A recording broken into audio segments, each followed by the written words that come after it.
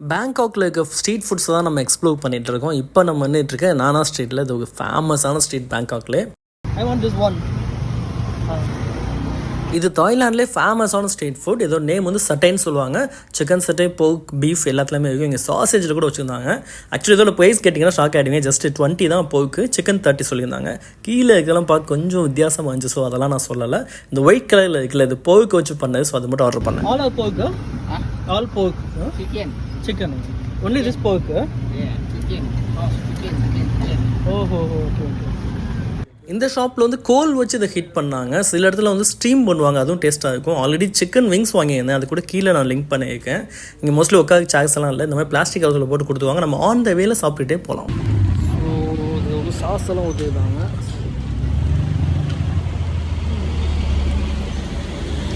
நிறையா கொரியன் மூவிஸில் பார்த்துருக்கேன், on the வேல அதை வாங்கி சாப்பிட்டுட்டே போவாங்க.